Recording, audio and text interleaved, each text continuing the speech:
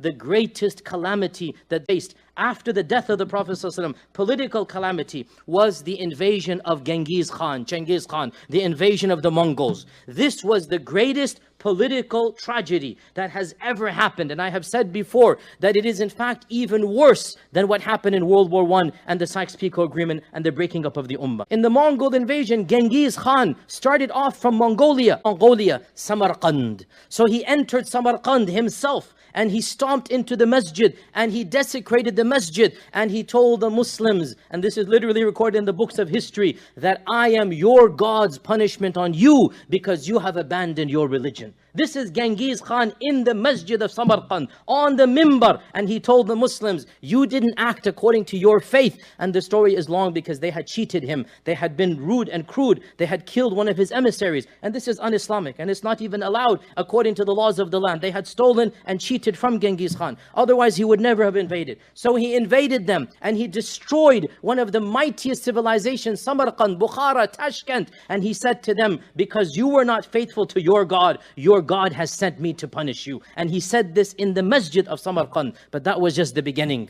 His children and his grandchildren after him, for the next 100 years, they ransacked and ravaged the Muslim land, from Afghanistan, onto Iran, onto Iraq. In 1256, they surrounded Baghdad, the capital of the Abbasid Empire, and after a long siege and a ruse and a tactic that they used, they then conquered Baghdad. And one of the greatest massacres in human history before World War I, World War II, when atomic bombs were invented, one of the greatest massacres of human history is the rape of Baghdad in 1256, when Genghis Khan's grandson, Hulagu Khan, this is his grandson destroyed the city of Baghdad, the greatest city of humanity. That was the beginning of the end as well. They continued marching westward, onto Damascus, onto Syria, onto Palestine, from Mongolia to Egypt. This is the Mongol invasion. And they have ravaged and ransacked the entire Muslim. Historians at the time literally thought this is Qiyamah. They thought this is Ya'juj and Ma'juj. They thought the sun is going to rise tomorrow from the west. That's it. They could not imagine a future. And Allah subhanahu wa ta'ala blessed a small dynasty that was hitherto unknown. Nobody had heard of them, called the Mamluks. They were ruling over a small area of Egypt. And Allah blessed the Mamluks to stand up against a group of people whom the Muslims superstitiously believed they weren't even human. Muslims began to believe that the Mongols were not human beings. They're Ya'juj and Ma'juj. Because not a single civilization, the Christians, because they invaded Europe as well, the Muslims, nobody had defeated the Mongols. Yet, the Muslim general stood up, and that famous general, of course, Baybars was one of them, and Qutuz was another, and these were, of course, Mamluks. They were Muslims from a Turkish civilization, but of course they were proud Muslims. They stood up against one of the generals of Hulagu Khan, and they fought him in the plains of Ain Jalut. It is said this is where Goliath himself basically fought against David, and Goliath took place over there. So it's called Ain Jalut, and Allah knows best. So they stood up in that small principality of Ain Jalut, and they, for the first time in the history of the Mongols, inflicted a decisive blow on the Mongol army. And once again, this took place 25th of Ramadan in the year 658 Hijrah. And they never recovered after that. This invasion was such a shock to the Mongols that they stopped their conquest and they seceded back. And in fact, their rulers that they had put in Syria and in other places, amazingly, and this can only come from Allah subhanahu wa ta'ala, the very descendants of Genghis Khan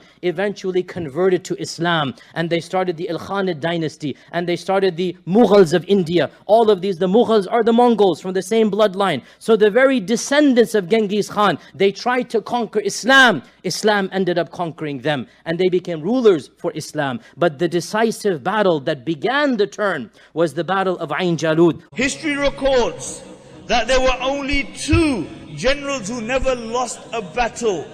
One was Genghis Khan. When Genghis Khan and his descendants, they ransacked, they decimated the Muslim world, and this is no exaggeration. Western historians mention they reached Poland, they reached Bulgaria, they made pyramids out of their heads.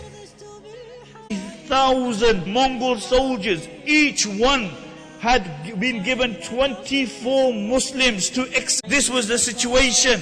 And then Hulagu said to Musta'sim, he said, bring me your wealth. So he brought him his wealth. He said, no, bring me the wealth which is hidden. And in the middle of the palace there had a hawd. And underneath was the treasure which had been gathered for the last 500 years. For the last 500 years, the Abbasid caliphs had hid their wealth there. In one day, it went up. And then they imprisoned Musta'sim and they starved him. And Musta'sim asked for some food.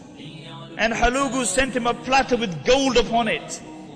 And he said, what am I going to do with this gold? He sent it back. And then Hulagu went to him. And look at this is a non-Muslim. He's telling the Muslim king.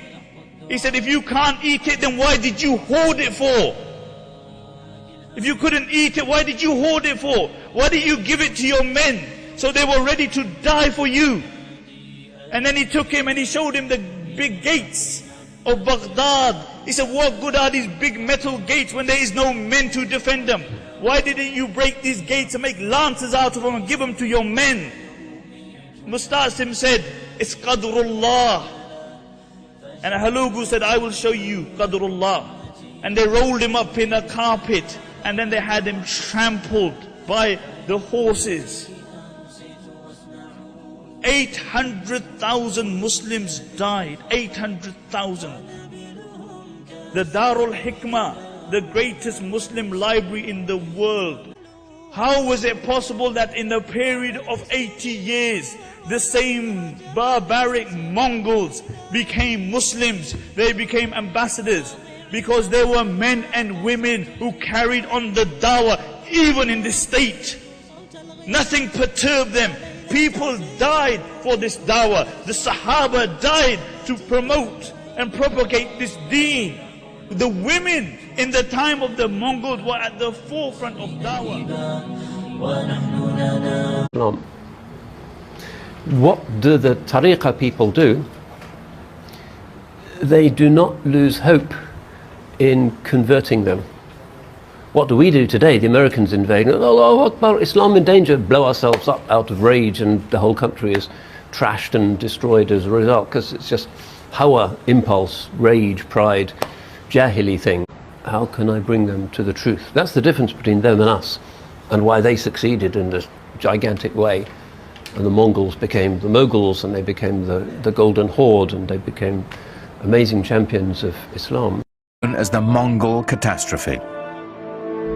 The Mongols were Turco-Mongolian nomads from the steppes of Central Asia. Terror was the Mongols' principal tactic.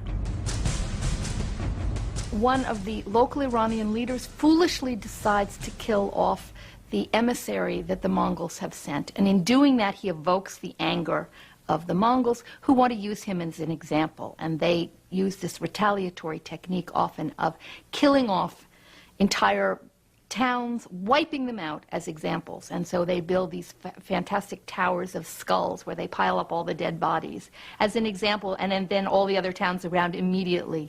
That Mongols were a devastating force. I personally feel that they also had a very positive effect on Western Asia and the world of Islam. They opened the world tremendously.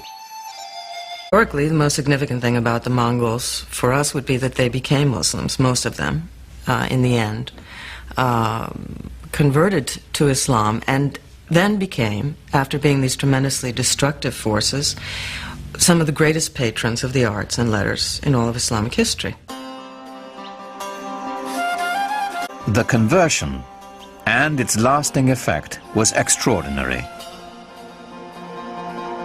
Within a decade, the Mongols had gone from building towers of human heads to building mosques glorifying God.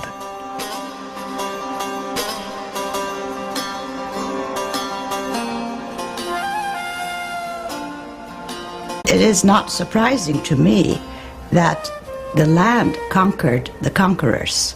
The Mongols themselves became Muslims or Islamic leaders par excellence. The people who converted the Mongols to Islam. Remember what the Mongols have done. They destroy Baghdad. They trample the Khalifa to death. Massacres. Halal slaughter carries the death penalty. It's kind of total wipeout for Islam. What do the Tariqah people do? They do not lose hope in converting them. Some of it is through princesses who marry the Mongol Khans. One of the princesses was a Muslim who'd been married to the Emperor of China. She knew she'd never go to a mosque again or probably see Muslims again, but she wanted to hear the azan. So she paid for this mosque, which is near the walls of the Forbidden City, and it's still a mosque to this day. She spent her life bringing the royals of Majpahit into Islam. She didn't just kind of think, oh, isn't it terrible being amongst the kuffar? One day we'll get our own back. No, it's about how can I bring them to the truth. That's the difference between them and us, and why they succeeded in this gigantic way. And the Mongols became the Mughals, and they became the amazing champions of Islam. But then, let's ask ourselves a question. How was it possible that in a period of 80 years, the same barbaric Mongols became Muslims? They became ambassadors because there were men and women who carried on the dawah even in this state. And then Tughlaq said to Sheikh Jalaluddin, he said, how dare you come in my path? And Sheikh Jalaluddin said, we're only travelers, we didn't know. And then Tughlaq said to Sheikh Jalaluddin, this is how they regarded the Muslims. He pointed to his dog. He said, tell me, are you better or is my dog better? He wanted to humiliate the Muslim. But the humbleness of the Muslim changed the landscape of history.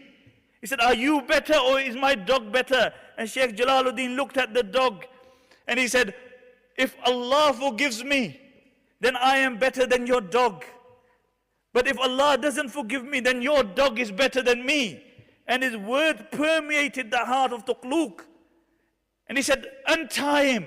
He sat with him. He gave him dawah with zeal, with sincerity, until Tughlaq said, you know, I agree with everything you say, but I can't embrace this religion now because I am gonna take the throne soon. When I take the throne, come back to me.